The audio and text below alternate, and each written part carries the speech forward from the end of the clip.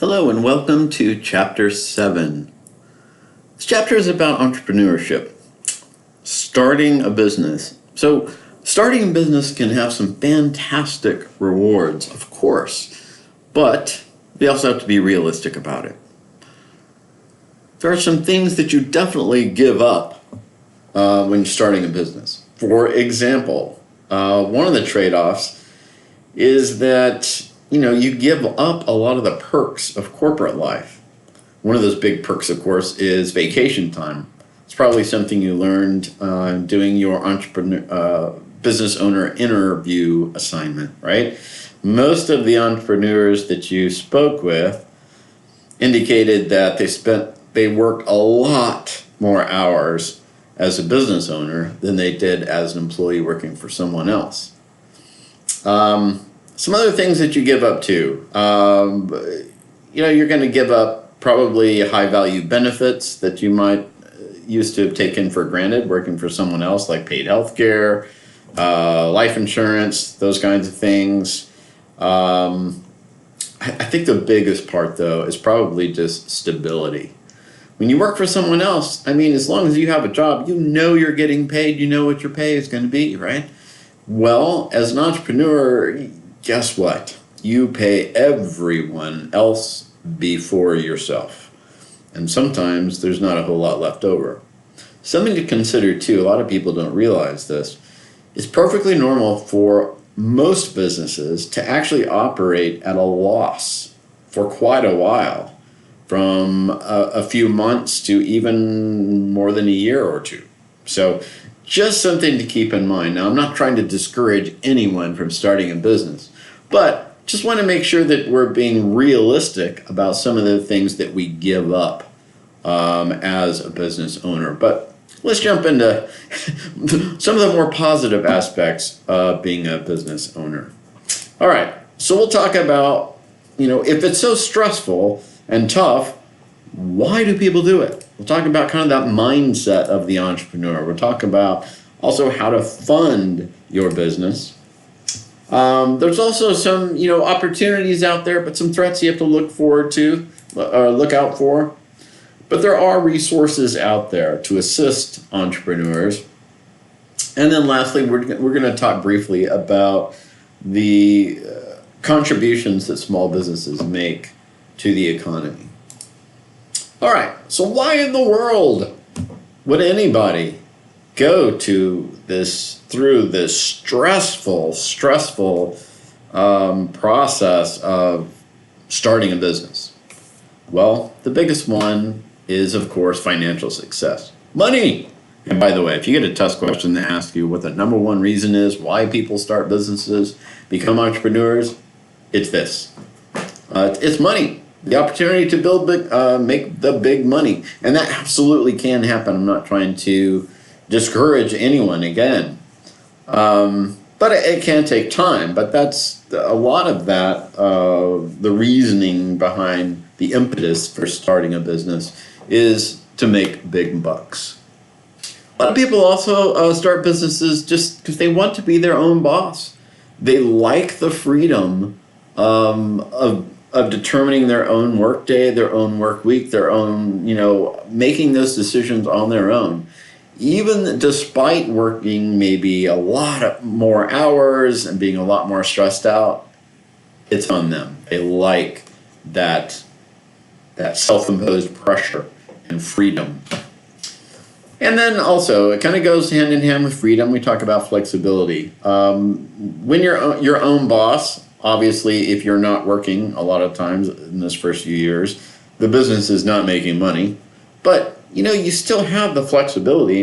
At some point, you're going to have employees, most likely, that are, fully capable of taking care of the business while you're away. So if you want to take the afternoon off and go to your child's Little League game, or go to a doctor's appointment, or go away for the weekend, you can do so. So a lot of people start business for that reason.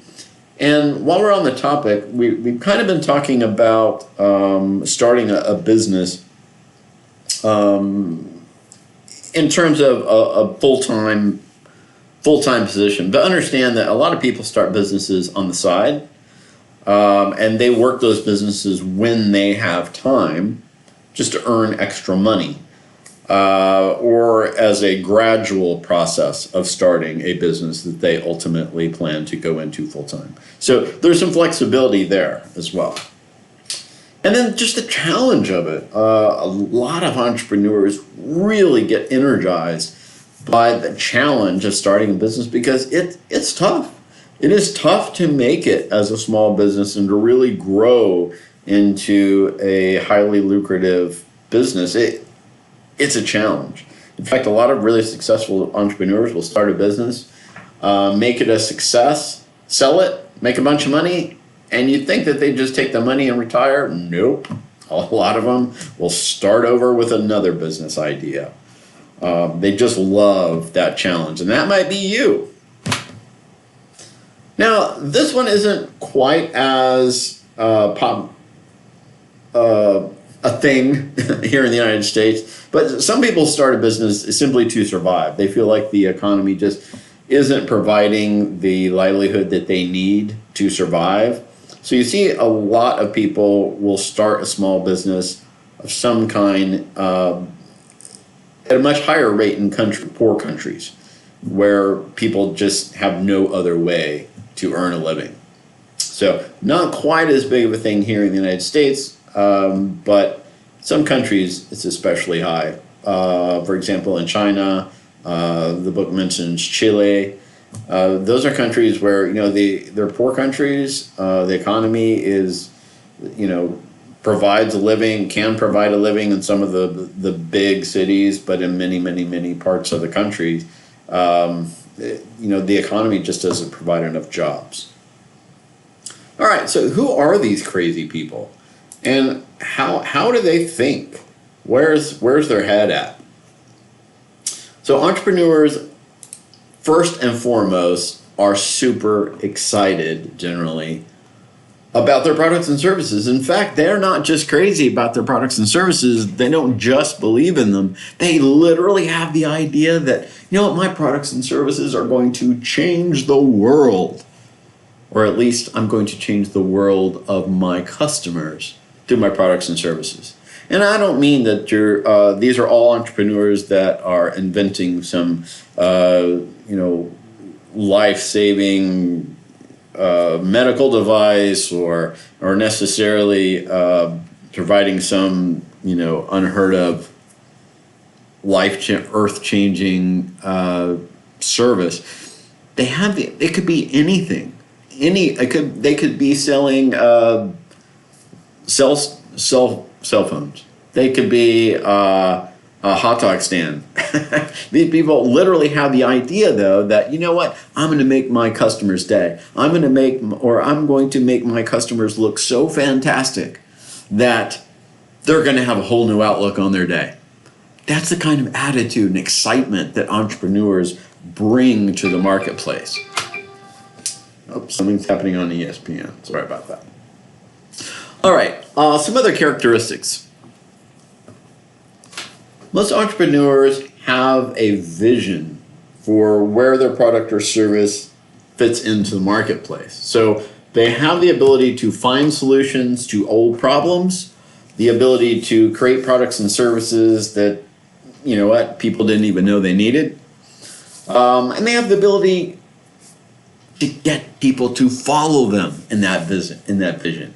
And that's a big piece of it. Another is self-reliance. Entrepreneurs have the idea that I have to make it happen. No one else is going to do it for me. That is critical. We'll talk about that more in the next slide. But also a very contagious kind of energy. They can not only keep themselves motivated, but they can motivate other people. They have confidence. They know that they can make things happen. And another big one is a tolerance of uncertainty. We talked a little bit about that on the introductory slide, right? The fact that these people kind of make peace with the fact that they don't know what's going to happen. So they're going to be paying everybody else first. They don't know if sales are going to be great next month or not. They're going to do everything in their power to be successful. Well, they just don't know what's going to happen. They don't know if the government's going to step in with some new regulation that could really hurt their business, or raise taxes, which could really hurt their business. But they've kind of made peace with that uncertainty. And they have this confidence that, you know what, whatever happens, I'm going to adapt. Nothing is going to get in my way. And that last one, tolerance of failure, is kind of surprising to a lot of people. And what we mean by that, though, is that entrepreneurs don't let failures crush their spirit. It doesn't let them stop them at all. In fact, most entrepreneurs see failure as a learning opportunity. You know what? I now know what does not work. That doesn't work, so I'm going to move on and try something else to make my business a success, right? Or to sell this particular product, whatever it may be. In fact, Walt Disney is a great example of this. Do you know that Walt Disney actually went bankrupt 5 times before getting Walt Disney, the company, off the ground? And now, of course, it's a huge multinational corporation, right? So don't let anything stop you. Don't let failure crush your spirit. All right, let's talk about this thing. This goes back to self-reliance. This idea of locus of control. What we mean by locus of control is whom you see as being in charge of your own destiny. Here's what we mean by that. So people with an external locus of control mean that they feel like, you know what, people that are a success just got lucky. It takes a village, all that stuff, right? Those kind of people probably maybe aren't that well suited for entrepreneurship. However, people that are like, no, you know what? Hey, I'm going to be a success and nobody's going to do it for me. I've got to do it. No excuses. None. No matter what happens, I am going to be a huge success. This business is going to make it. Those are the kind of people who are a success. And don't misunderstand me here when I say I got to be self-reliant. That does not mean that they have the attitude that it doesn't mean they're not going to seek advice from others, try to get help from others, hire really smart people. It doesn't mean that. What it means is they have the attitude that they internalize that they have to put all those things in place. No one's going to put all those pieces together for them. They have to make it happen. They're taking that responsibility. They are self-reliant. That's what an internal locus of control means. Okay? Those people are probably better suited for entrepreneurship. All right. So let's say that you possess a lot of these traits. You know the pros and cons of going into business, and you are undeterred. You're super excited. But now how do you fund your business? Okay. So just so you know, most people fund their business, at least in the beginning, with personal resources. And make sure you understand, and I put a lot of these things on the slides for you because I love you. But personal resources means not just the money in your savings account, but also that means getting money from friends, family, and I was hesitant to put this on the slide, but yes, as a last resort, occasionally an entrepreneur might use credit cards to finance things. But those are all personal resources. Another is loans. Now, I want to make sure that you have a realistic understanding of what we mean by getting a loan. Some people think, I've talked to students who actually think, oh, well, I'm going to start my own business. It's going to be great. And they'll describe this fantastic business operation to me. And I'll say, wow, that sounds awesome. How are you going to finance this? And their response is, oh, well, I'll just get a bank loan. Really? Something to consider. And I'm not deterring you again, but most banks require or expect you to have 35 to 40% of at least your first year's operating costs before they will even talk to you seriously about a loan. And of course, they're going to dig into your credit. You better have good credit. You better have a good work history, not jump from job to job to job to job to job. And you better have a very, very good business plan. We'll talk about that a little bit more in a second. But even with the help of the Small Business Administration, the SBA, you still need, usually, in order to get a loan, 35 to 40% of the first year's operating costs before they will speak to you. And just to be absolutely clear, please understand that the Small Business Administration itself does not give loans. Small Business Administration does not loan money. They essentially act as a partial guarantor, or kind of like a co-signer, right? If you've ever tried to get a loan yourself and you couldn't quite qualify because you didn't have enough credit history or didn't make enough money, and mom or dad stepped in and co-signed the loan for you, that is them essentially acting as a guarantor. So essentially, the Small Business Administration just helps people qualify for loans, business loans, that they would get from a commercial bank. They are the people who actually make the loan. Okay? All right. And then there's also peer-to-peer lending sites. Essentially, those websites match up people that have some extra money. They're looking to invest, make some money with their money. There's also websites I'm sure you've heard of, crowdfunding, like GoFundMe, Kickstarter. Those where companies will go in and ask for money from the public. And it's not necessarily a loan. It could be essentially a gift. But usually people want something for their money. But not always. For example, and these aren't just startups. For example, I'm having trouble figuring out how to get this camera to work. But if you can see my wedding ring, I typically wear one of those silicone wedding rings. I got mine from a company called Groove Ring, little silicone rings. Now that's a company that's been around for a while. They started they became profitable making and selling these silicone rings, wedding rings, and the point of them is that if you're working with your hands or camping or whatever, you won't. If you wear a metal ring, you could get it caught on something and it could rip your finger off, or all of the skin off of your finger. So these rings are becoming popular. Well, they started a Kickstarter campaign last year. Actually, it's been almost 2 years now, where they were looking to expand into making watch bands for like Apple Watches and Android watches. And instead of getting a bank loan, because they don't want to go into debt, they went to Kickstarter and they made some cool promo videos, showed some prototypes, and they raised a lot of money, enough money to launch this new product, and it was a success. And I think most of the people that were contributing money at certain levels, they would give you a product for free at a discount.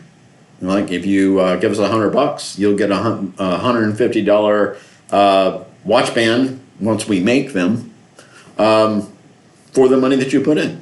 So it creates a win-win situation. Now, understand though that crowdfunding has become pretty popular. There's a lot of competition now on those crowdfunding sites. So don't hang all of your hopes on getting funding from Kickstarter or GoFundMe or something to start your business. It might be a way, but more and more people are expecting to see a really cool video of a prototype of what it is you're trying to make that wows them.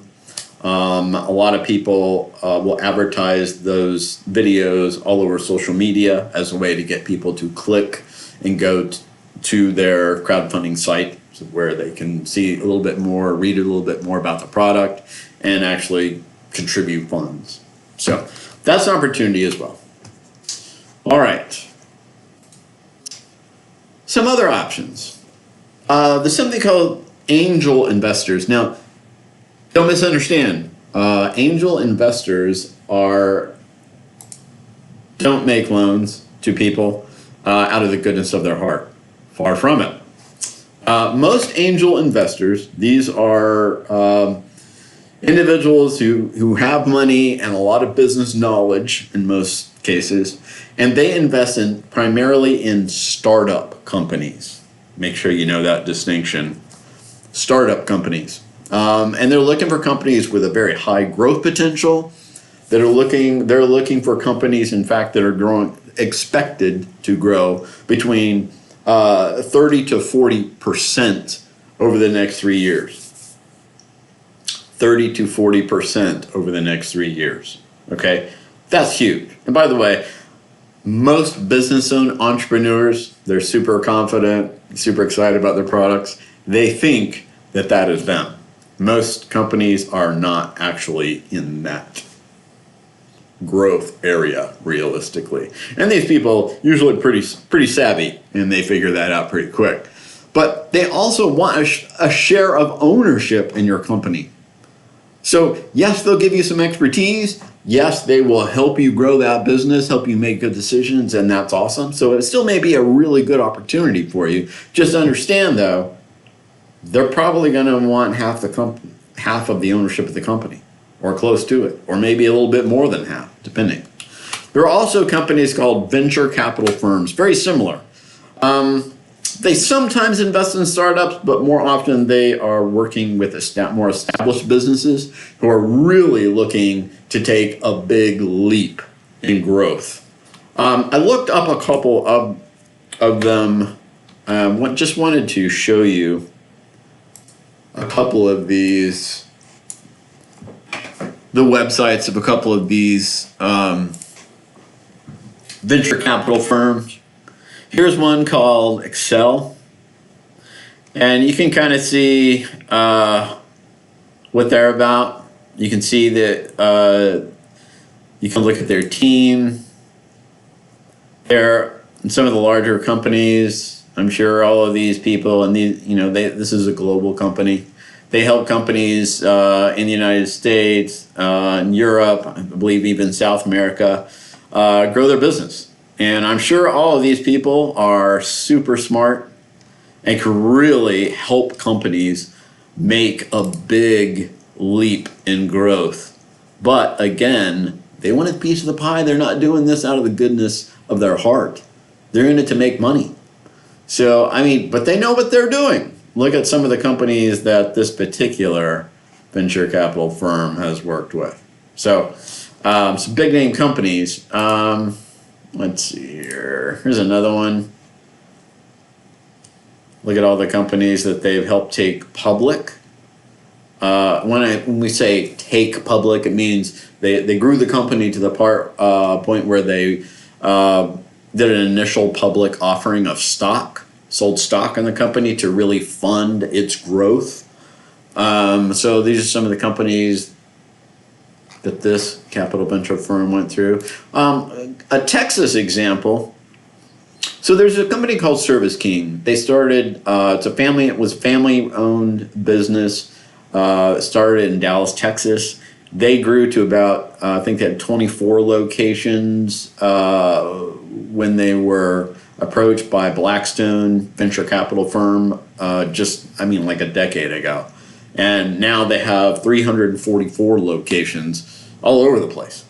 So that's kind of an example of how good these people are at helping companies really make a big leap forward in growth. But they took a majority stake in the company. So again, it was not what was not out of the goodness of their heart. They took a big piece of the pie.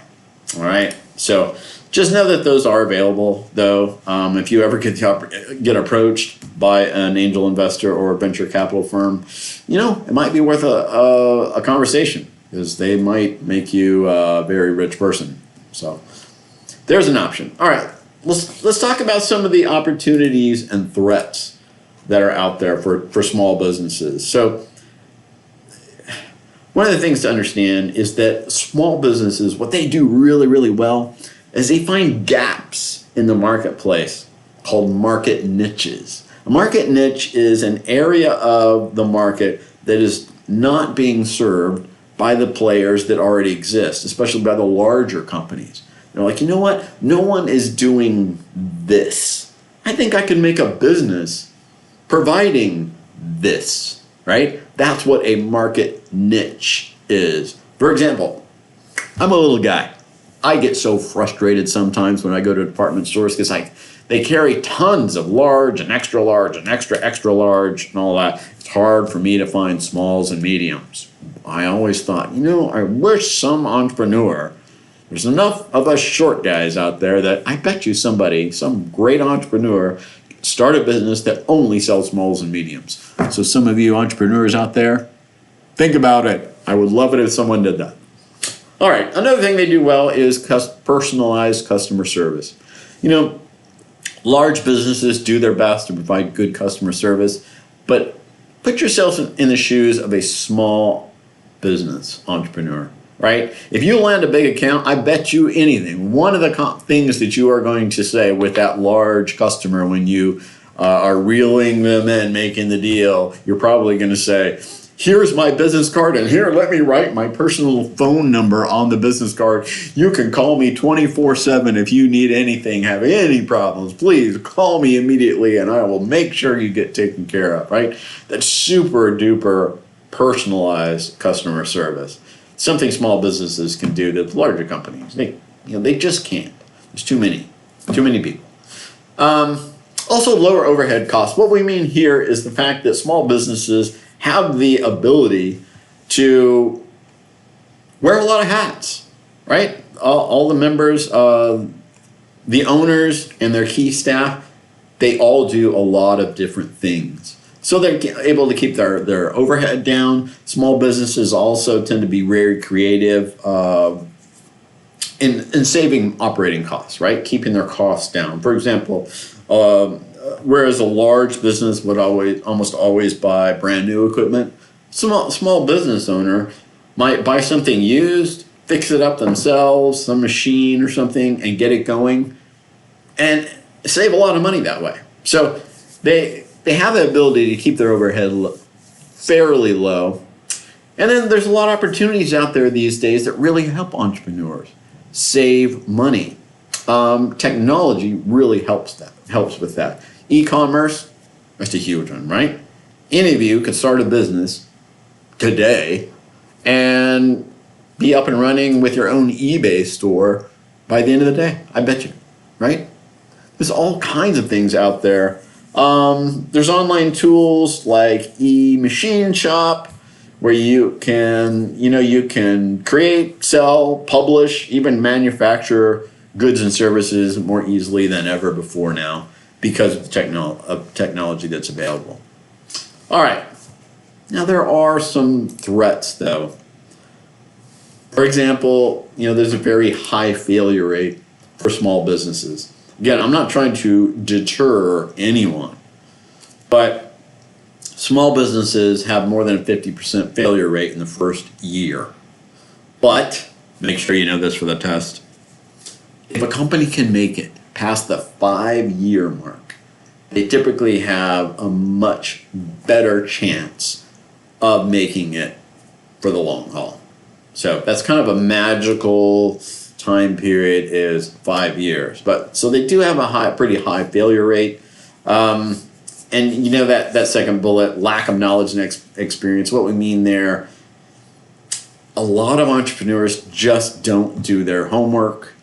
They don't spend enough time on their business plan, really making sure that they understand what they're getting into. But you know what? Beyond that, they also just don't know what they don't know.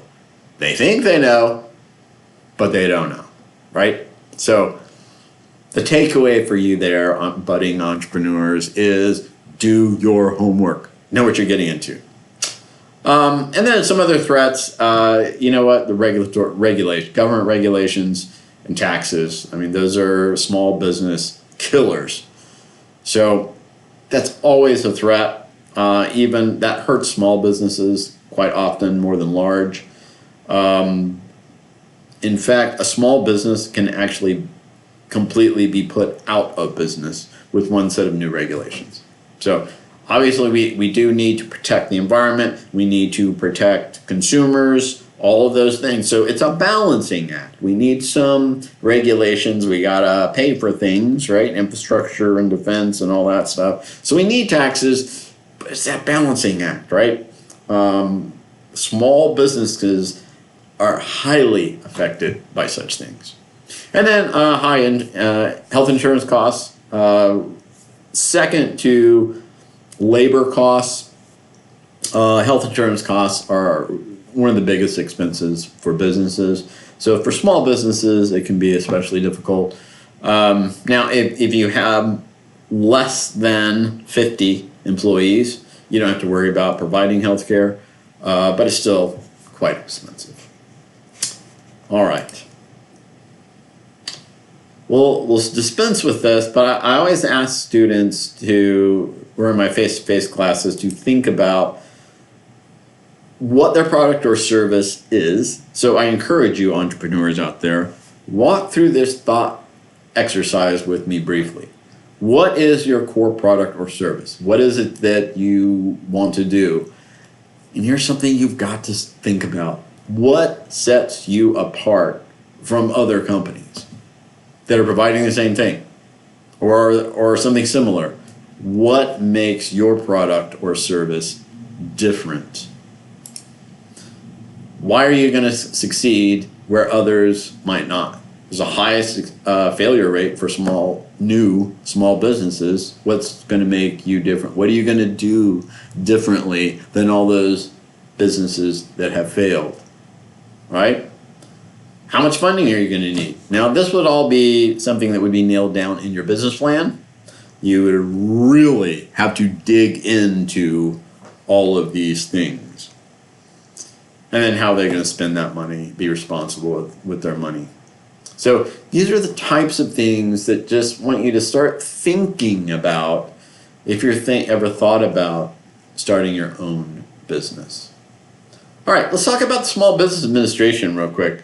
So again, the Small Business Administration does not loan money, but it can guarantee loans to help people qualify for loans with commercial banks. But they offer all kinds of other services. They can actually help people start a business, grow their business. They offer all sorts of, in fact, let me just show you. So they also have these small business development centers throughout the country. There's one here on our campus here at MCC in Waco.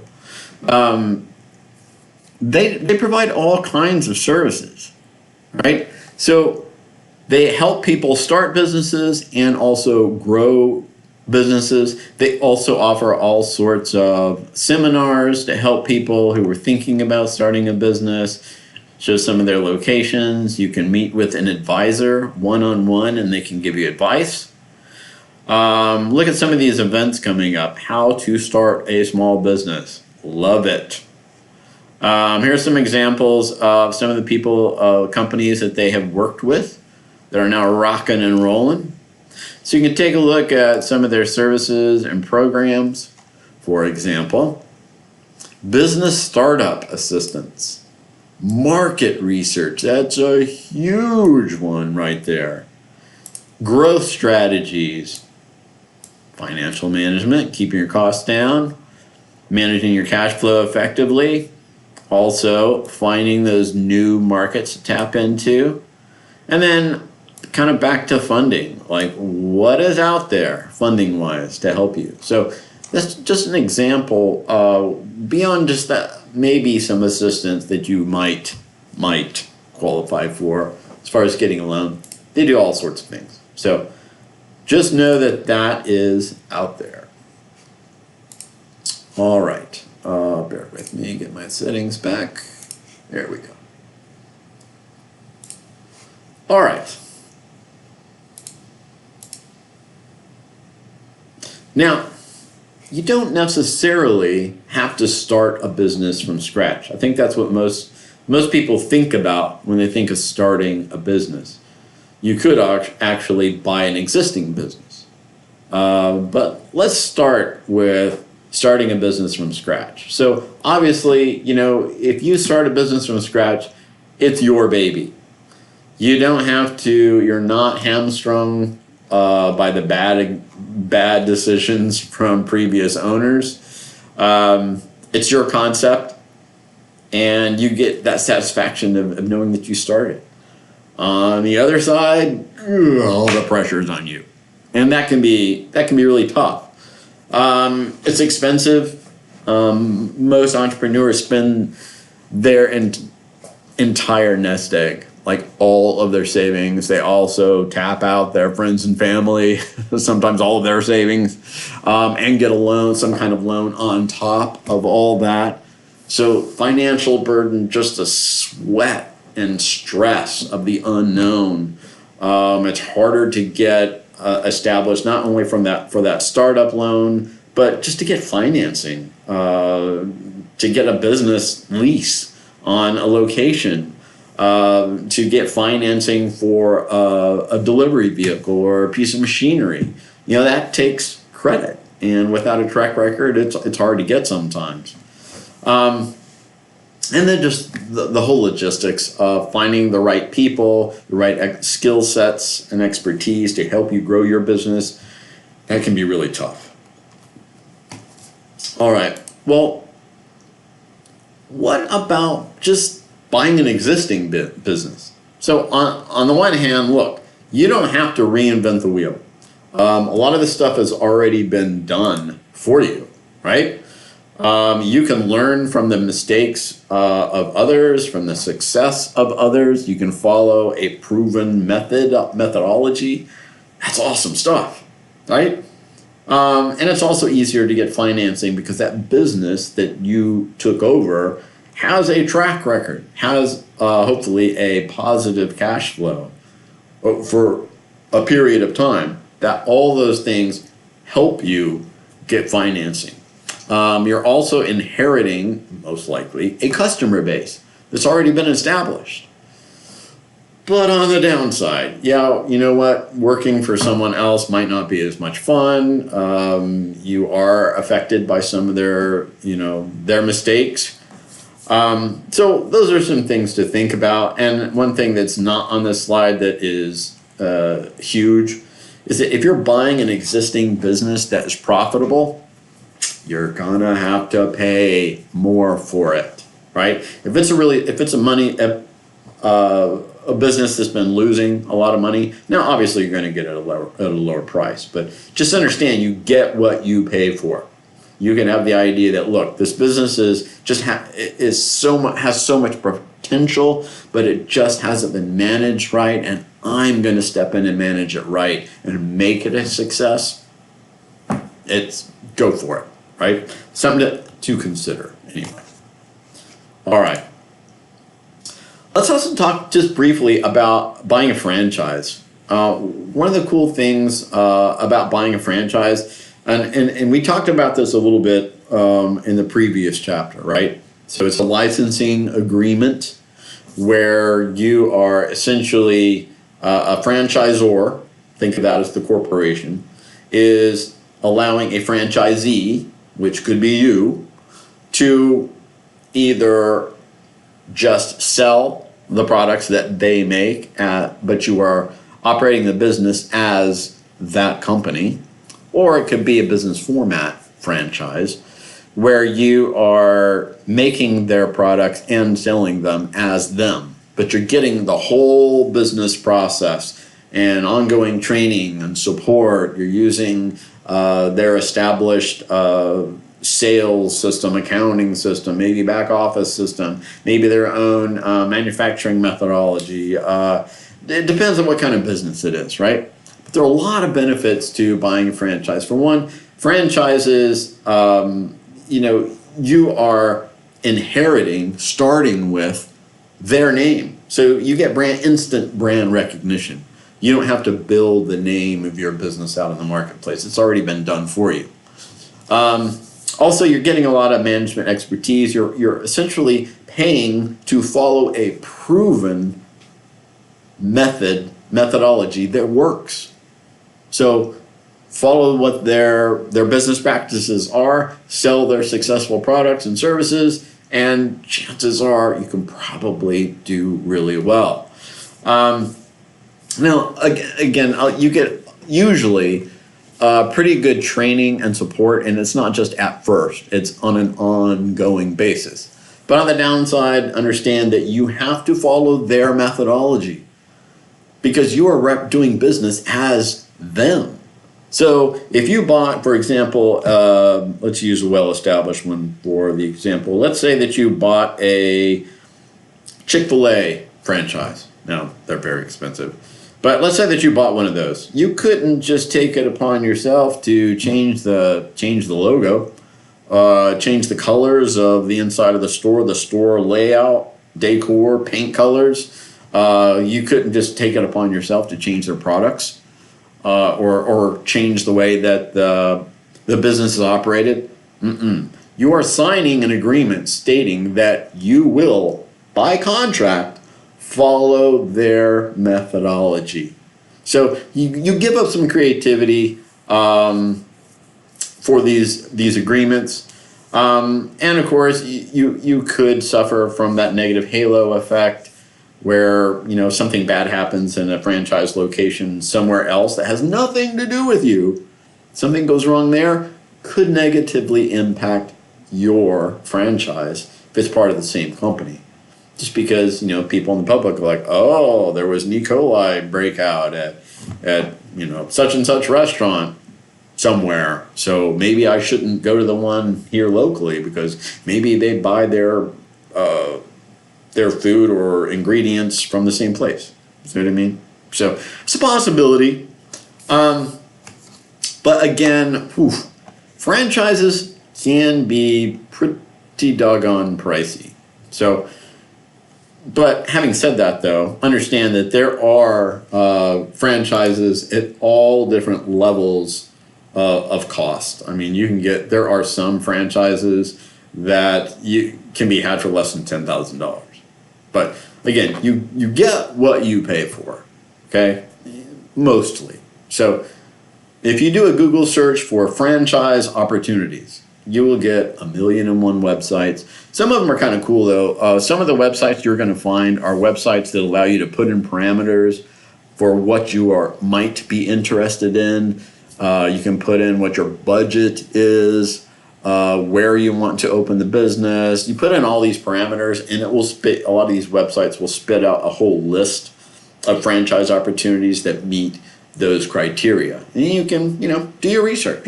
Start digging through them. That's a great way to get into entrepreneurship, is buying franchise. Okay? All right. So you're not out there all on your own. You're taking this business class. Good first step. But there's also some other things you can do to help you make your business a success. A big one is simply getting some experience in the industry that you are looking to start a business in. Okay? Now, the book mentions 3 years. I think 3 years I think that's pretty sage advice. Because that thing we talked about a moment ago, sometimes you don't know what you don't know. Well, if you work in an industry for 3 years or so before you get into it, starting a business in that industry, you know what? You'll probably learn so much. You'll be so much better equipped to be successful in that industry, starting a business in it. One thing that I want to mention here, though, is that a lot of people, start working for somebody else with the idea that after they get some experience, they're going to start their own business. But sometimes, at least, right? People start getting promoted, start making more money. Meanwhile, they get married, they start a family, they start spending more money. Now that they're making, and the more money they make, the more they spend. And before they know it, you know what? I don't want to give up my nice paycheck now, regular paycheck. I like my life the way it is, and so they wind up never taking that leap. So if you're really, really passionate, really, really serious about being an entrepreneur, just kind of keep that balancing act in mind. All right? Here's a huge one. Learn from others. You guys should be reading about businesses starting now, especially if you're interested in entrepreneurship. Start reading some books that are written by people who have made it in business. They will talk in their books about things they did right that you can emulate. And then they'll always talk about the big mistakes that they made. Learn from those too. Do some regular reading about business, what's going on in the business world, right? So you should be reading websites on a daily or at least a weekly basis, like Fox Business, CNN Business. There's Forbes.com. There's a Market Watch. There's 1,000,001 businesses out there. Also, if you're interested in a particular industry, you should be subscribing to some newsletters. There's all kinds of digital newsletters out there for all different industries. You need to start subscribing to those and keeping up with the reading. You will learn so much from doing that. So learn from other people. And by the way, you're not limited to learning from people who have done the exact same kind of business you're interested in doing. You can learn from people's successes and failures in a wide variety of industries. So don't be closed-minded when you're looking to learn from others. That's my point there. Just keep yourself educated. Not only are you getting your initial education by taking this class and others, that's awesome, but it never ends. For example, you're going to school right now, you're trying to get a basic business education. That's awesome. But you also need to continue your education. It never ends. A lot of people think, oh, well, once I graduate, I'm good for life. No, I'm sorry, it does not work that way. You should never, ever, ever stop learning, right? Officially while you're in school, but once you get out, maintain. Keep on reading, keep on learning, not only about your individual craft, but also about the industry that you wind up working in or starting a business in. Become an industry expert on top of being a functional area expert, okay? Some resources out there. We've already talked about the small business development centers, some of the resources that they offer. The SBA also supports something called SCORE, which is the Service Corps of Retired Executives. It's just what it sounds like, right? These are retired executives who want to give back. Maybe they have retired and aren't working full time, but they just want to help other people. Learn from their successes and their failures and use some of their expertise that they gained over the years. That's a fantastic program. So there's a lot of assistance that can be had out there. By the way, there's one that is not mentioned in the book. A lot of colleges and universities have small business incubators that local entrepreneurs can apply to take part in, where essentially you put forth an application with business idea, basic business plan, and they'll have the students of that university with faculty oversight normally help you develop your ideas, and they'll do it as a class project for grade, but they'll come up with some fantastic help for you. So that's something that you could look into as well. So their SCORE. Here's a big one, the business plan. Now, a business plan is a very, very detailed plan about how you're going to do all different areas of your business. from concept through its objectives to financing, all of those things. A lot of detailed strategies and timelines for reaching those objectives. If you ever want to be successful in a business, do a really, really good business plan. By the way, it typically takes at least, hear me, 6 months to do a good business plan. 6 months. Yes, this is not like a research paper in school that you can wait until the weekend before it's due and start working on it and crank it out in 48 hours. Mm-mm. If you want to be successful, keep from losing all of your money and making lots and lots of mistakes, do yourself a favor. Spend some time doing a good business plan. By the way, if you do a Google search on free business plan templates, you will find a gazillion and one websites out there that have free business plan templates to help you get started. And you can, let's say that you want to open a flower shop, just as an example.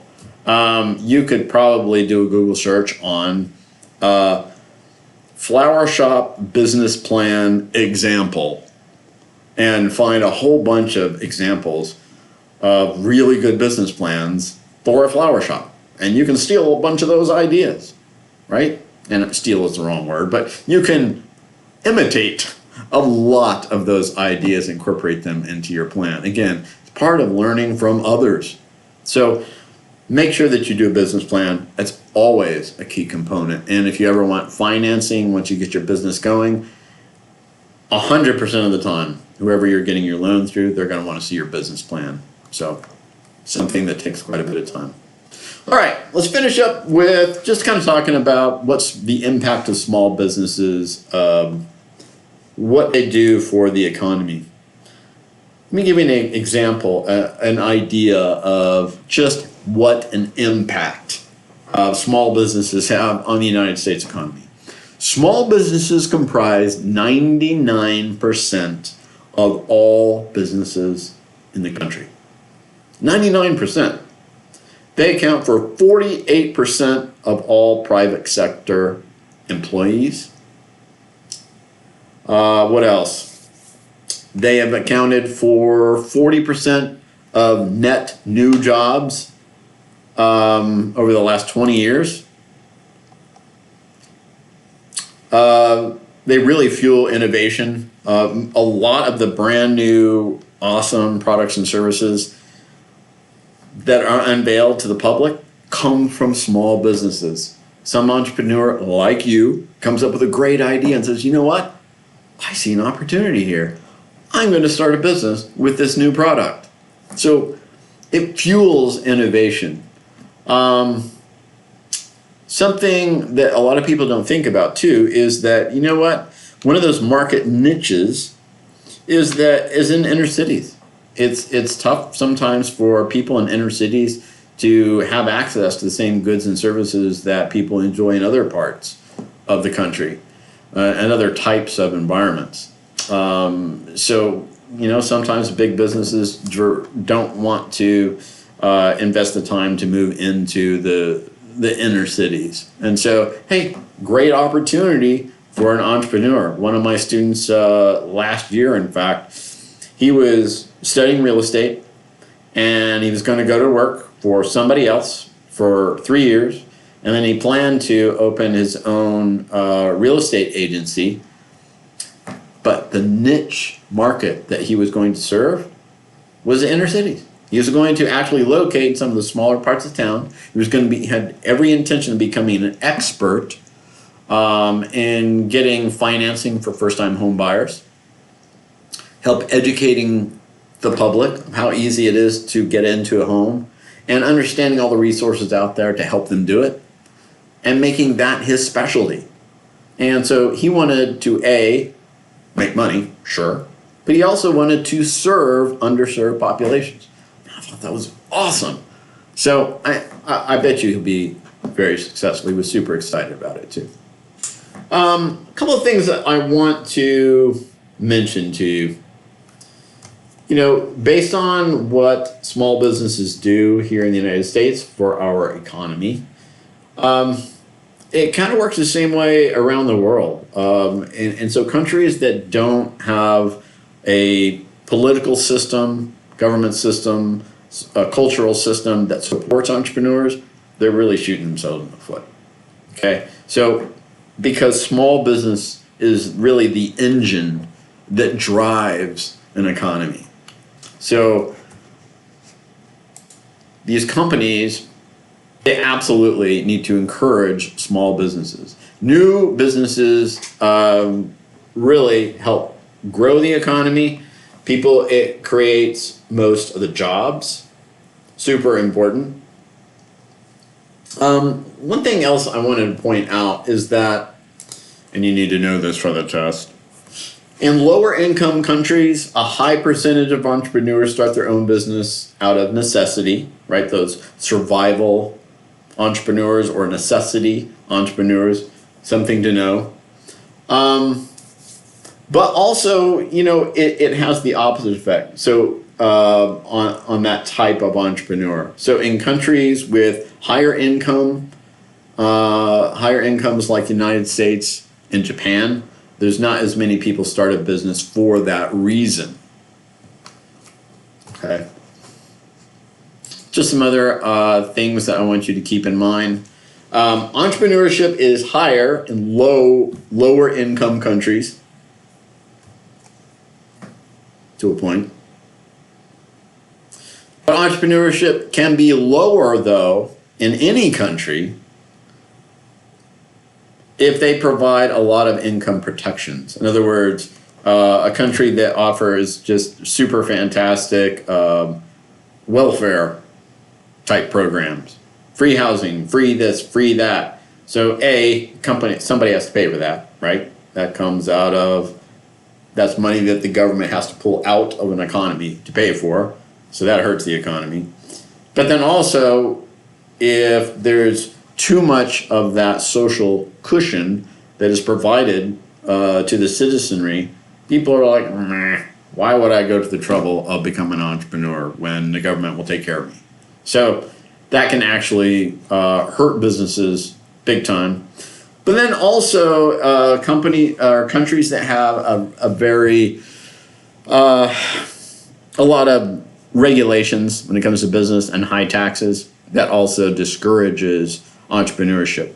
And again, since we know that entrepreneurship is really the engine that drives an economy, it drives innovation, it drives jobs, it drives income.